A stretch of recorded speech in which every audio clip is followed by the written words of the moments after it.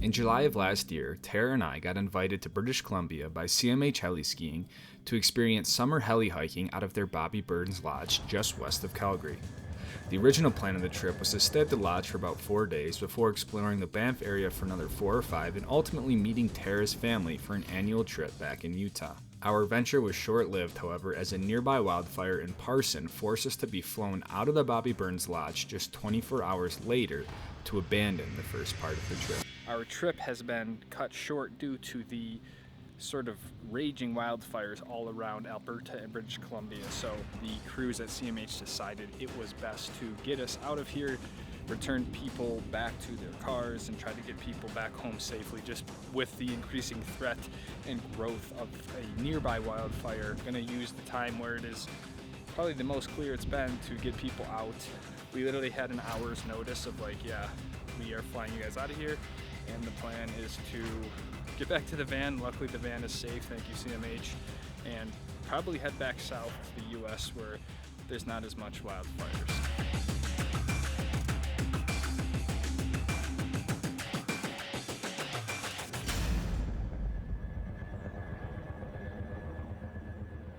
After safely returning to our van and regrouping in the close town of Invermere, we decided to head east across Kootenay National Park to enjoy my most favorite place I've ever been to, Banff, Alberta. We had the van packed for a 2-week stint, so we both weren't quite ready to make the 13-hour drive back across the border after all.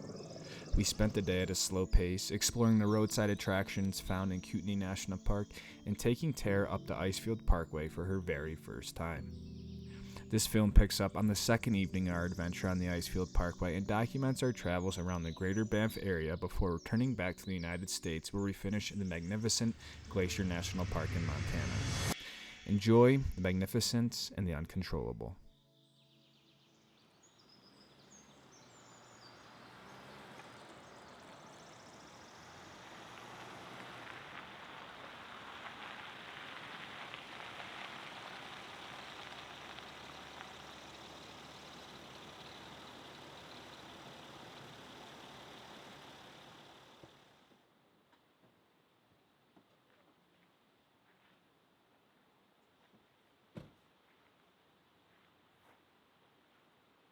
This is our camp for the night. Definitely the most insane campsite I think I've ever stayed at. I was just looking at the different campsites and there was literally one site available here. It is more of a rustic campsite. There's no services, there's no showers here, but good thing with Luna, we don't need sort of hookups or anything like that. There's not even water or dump or anything like that, so good thing we did it this morning, but look at that view. It's gonna be such a quiet night, so heck yeah. Are you naked?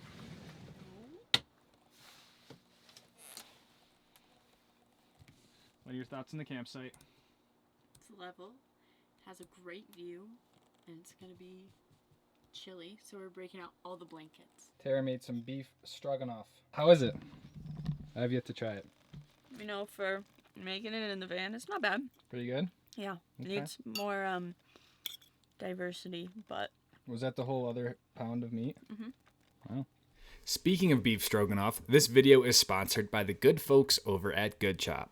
Goodchop is a meat delivery service with over 100 menu items to choose from, ranging from premium beef options, responsibly raised chicken, and vegetarian-fed pork. In terms of seafood, Goodchop has wild-caught salmon, shrimp, Alaskan halibut, and more. Gone are the times needing to run to the grocery store or the local butcher for your meats cuts, because Goodchop delivers high-quality meat and seafood right to your door. The meat is vacuum sealed, that is delivered at peak freshness, so you can ensure that you're eating the good stuff and can cook it when you want. And if you're on the fence about how good the meat can be, Goodchop offers a 100% money-back guarantee, so if you don't love it, you can get all your money back. I've currently tried their bacon cuts for breakfast and their ground beef for dinner and my lunch leftovers, and both were higher quality than what I get at my local grocery store for just about the same price. So if you're interested in having your meats delivered right to your door without questioning the quality of what you're eating, you can customize your own box with over 100 different menu items. Head on over to goodchop.com/YouTube and use the code StokeSquad50 to get $50 off your box plus free shipping on your first order. That's goodchop.com/YouTube with the code StokeSquad50. Thank you, Goodchop, for sponsoring this video.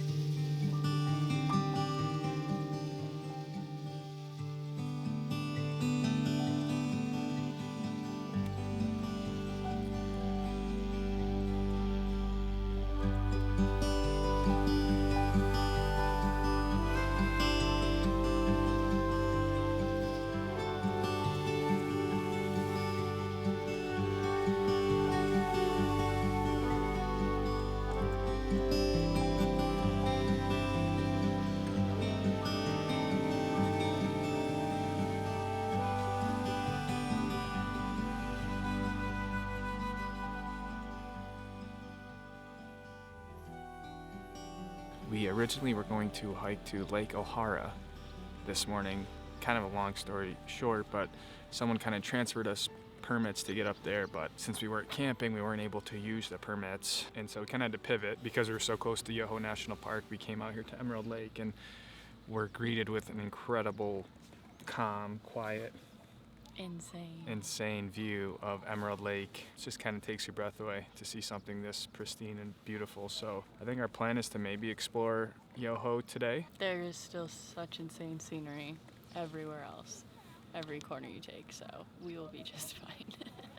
We're gonna walk around and go see if there's some coffee in that little cafe over there. I could spend the day just filming this all day.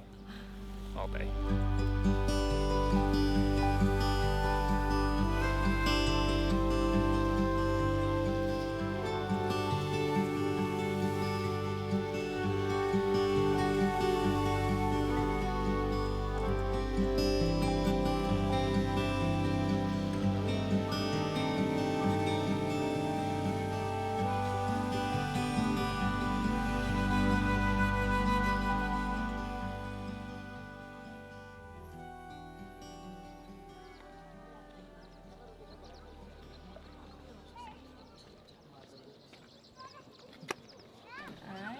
A cappuccino, and then a drip coffee.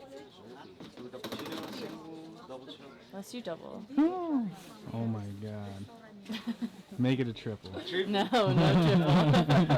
triple. Yeah.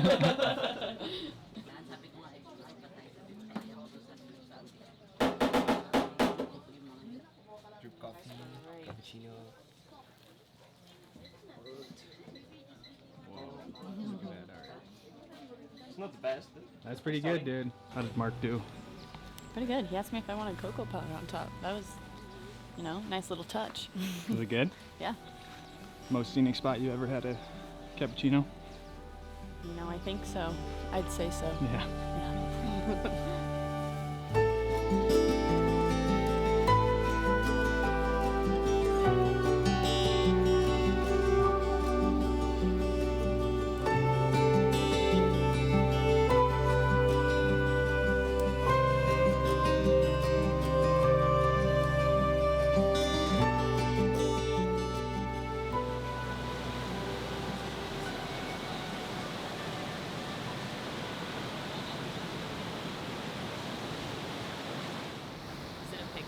Nope. I can take one though. So after Emerald Lake, we came up to Takaka Falls. I think it's one of the highest waterfalls in all of Canada, if not the highest. It's pretty cool, and it misses out a ton at the bottom. It's a really cool drive to get up here. Very easy hike, which also means it's a pretty popular spot, but it's cool to sit at the bottom of it, feel the power of the waterfall, get a little mist on you. But as you can see, I put my puffy on because it's a little bit chilly. Do you have anything to say, Miss Tara? Okay, you're done.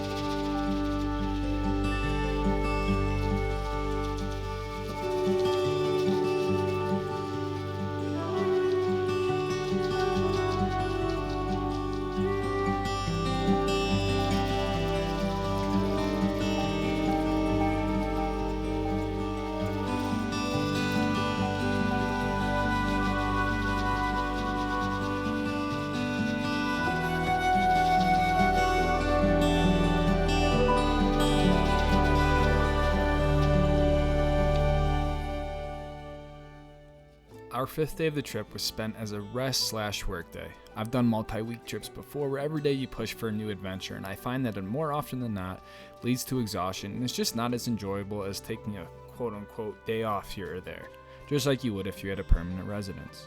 Lake Minnewanka was a great place to spend the day because it was close to our campground at Two Jack Lake, had beautiful views and walking paths, and was still close enough to the town of Banff if we needed food or other creature comforts.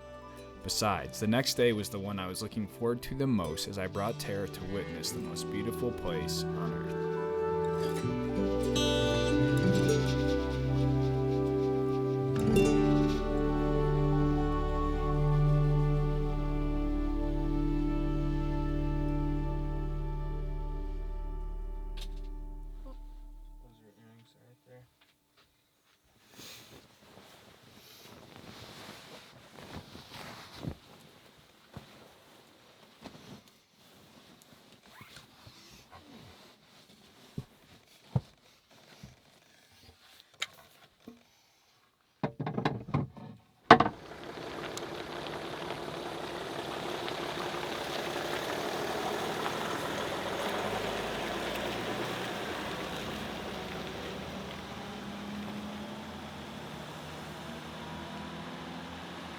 we had a 6:25 a.m. bus, which was the earliest one I could get, and you drive up to Lake Louise ski area, and that's where you take the bus from. So there's just heaps and heaps of shuttle buses that will take you to either Lake Louise or Moraine Lakes. Lucas. Catania, there's two of us. Perfect. And you guys have a 11:55 return. All good? Yeah. Hop on the bus.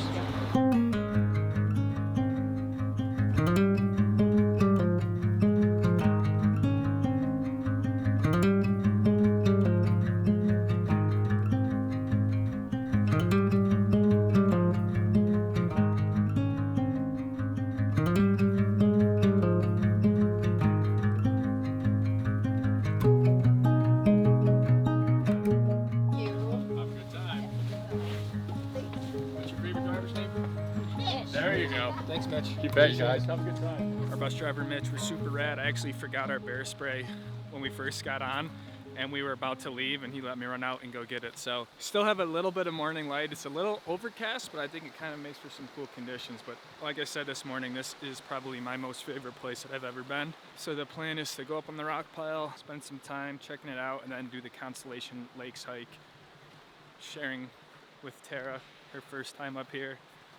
And yeah, just really excited. It's been a long time since I've been here.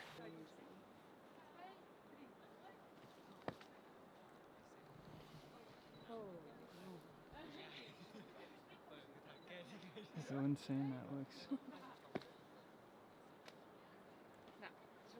Like a reflection. Well, this place is even more incredible than I kind of remember it. And we're not even here at like the best time. But there's just something about the way like these trees, the water.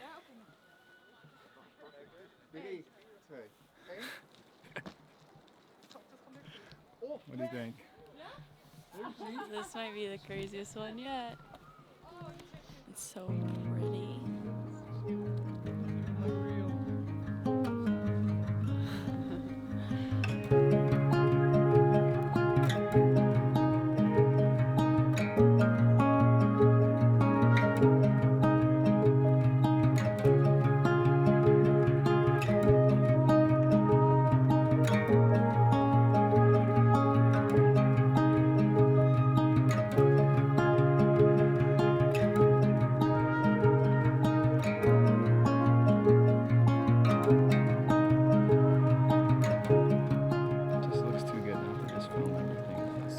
Everything up against it. Yeah, the most scenic spot of eating in Nature Valley Bar.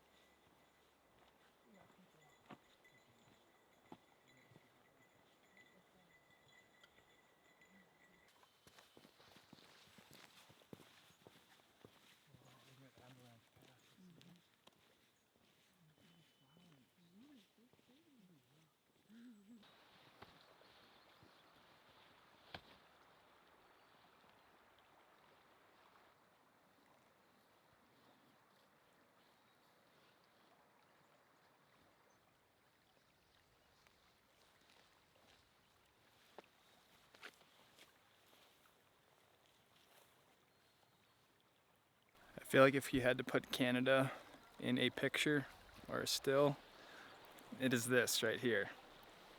Huge trees, slow meandering river, just surrounded by huge peaks.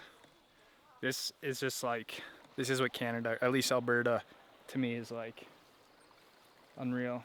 I just wish we could see like a little moose in the distance. Would really top it all off, but I think we're going somewhere up there. But man, Tara and I were talking, this is like, places like this like force you to whisper. Like we've been talking like this all morning. We don't really know why, but You're kind of supposed to be loud for the animals so they don't Yeah. approach you, but it's hard not to. it's Yeah, just so we just peaceful. naturally are like whispering because you're trying to take it all in. It's crazy. Yeah, you don't want to take away from all the sounds, the birds, the water, the mosquitoes. But I think we're almost there. But we just had to make a little detour because beautiful.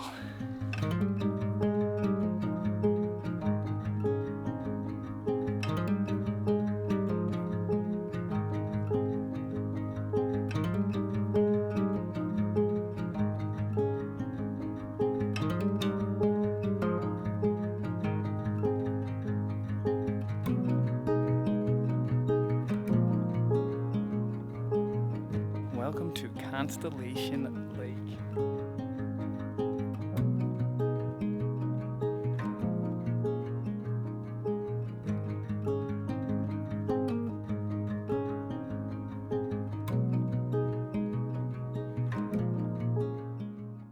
Did you say constellation?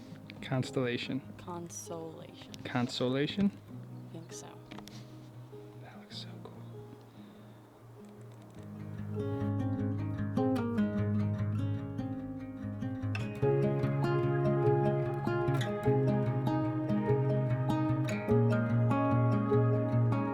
I first witnessed the beauty of Moraine Lake in 2018.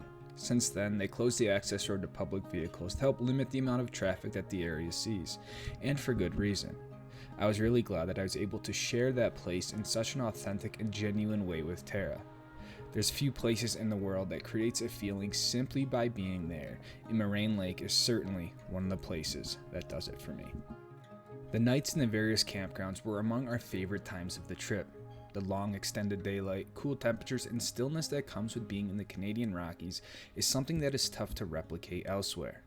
And besides, having Luna in full working order in a place as stunning as Banff is what I had envisioned during the 7 months that I built the van out almost 5 years ago now.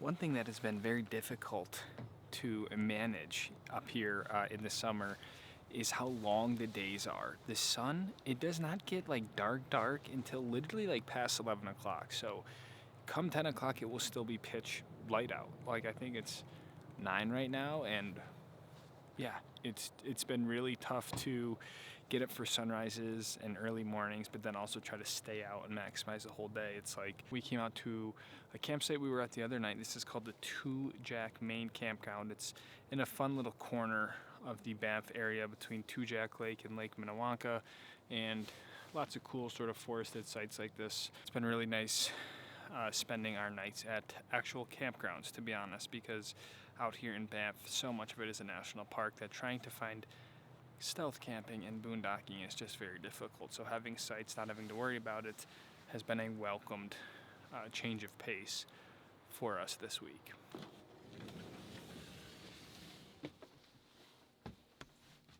Oh, I think she's sleeping, guys. She must have went to bed.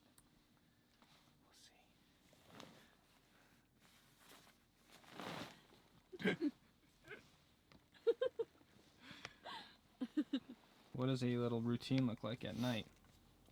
I just got done doing the dishes from dinner, and I just got in my pajamas, and then I'm gonna wash my face and brush my teeth and get ready for bed, and then we're gonna crawl under these covers. And what else? Oh, we have to put all of the blinds down and the curtain across, make sure the door's locked so the bears don't eat us. What am I missing? Oh, that's pretty good. Yeah. What would you say the biggest difference between winter and summer van life is? Just having the doors open. Mm, It's so nice to have the doors open in the summer. good point. The water situation. We gotta Water. shut off the sink in the winter so the pipes don't freeze. And in the summer, it is so nice having running water just out of the sink and not from the bottle. Good point.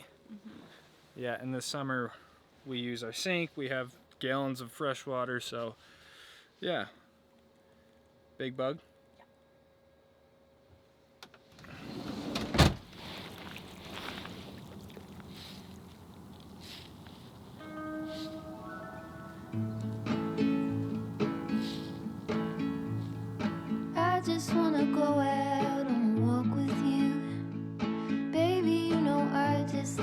talk with you. You don't have to tell me anything that's new. I just wanna go out and walk with you.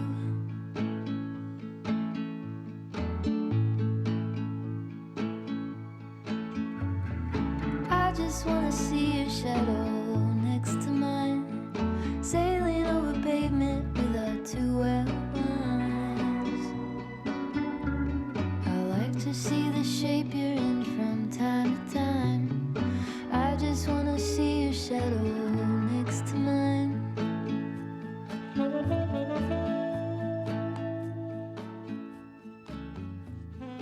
I just wanna see the same things you can see. Understand the meaning. A little pink clouds coming up over the top, and then it hit the top of that and came all the way down. The seagulls are going crazy though.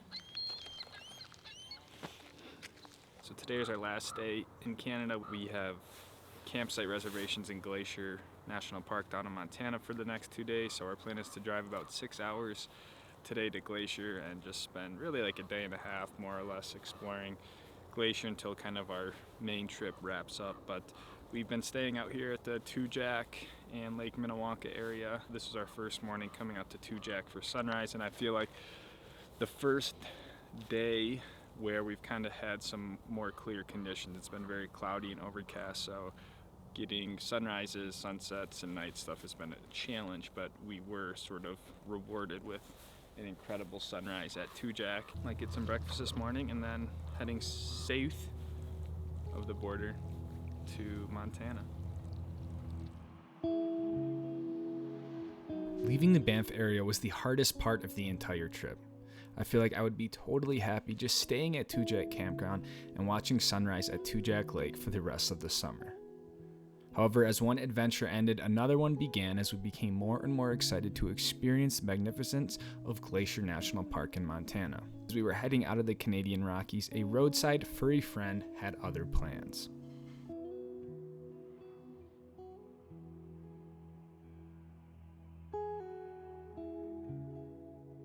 We came across our very first bear sighting. Now the bear came closer to us, so we are very close. Literally, the bear is right outside our window.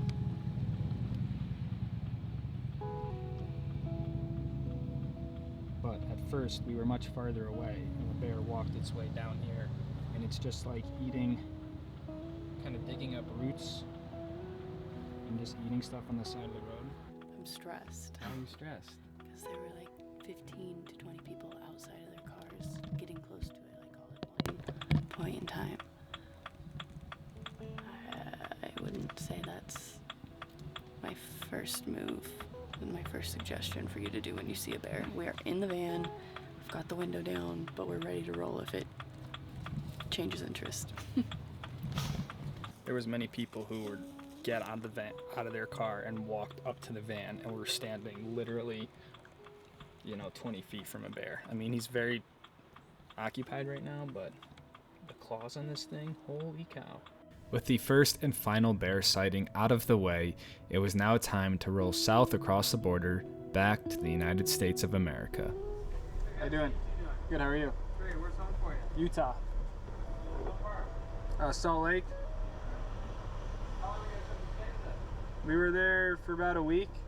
We got up Tuesday last week. Nice. How'd that go? It was good, it's Great. beautiful up there. Thank you, guys. Appreciate it. Thank you.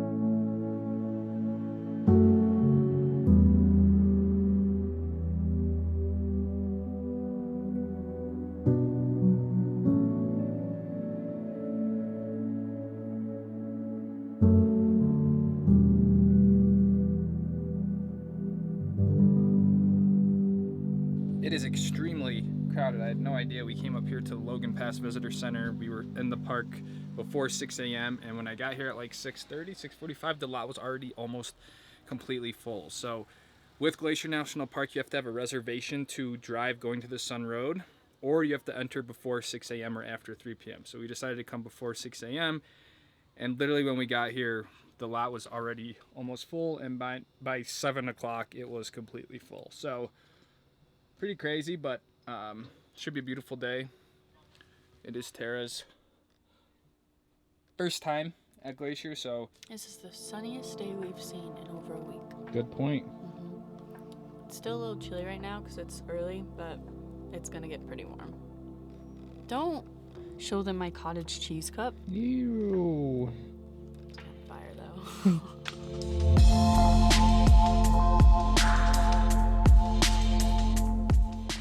Glacier National Park is another one of those locations that is truly hard to put into words. It has a relatively short season as most of the park is under snowpack for the majority of the year. The Going to the Sun Road is arguably one of the most beautiful roads in the entire country, and at the top sits Logan Pass. We were greeted with such a beautiful day after dealing with the overcast, and let's not forget the wildfires for about the past week. There are so many other incredible hikes in the park, but it just seemed to work out to do the super common Hidden Lake Trail. The expansive views and lush greenery provided just what we were looking for on our short trip through the park. We took our time to meander down through the trail and experience the wildflowers before making the decision to hike all the way down to the shores of Hidden Lake.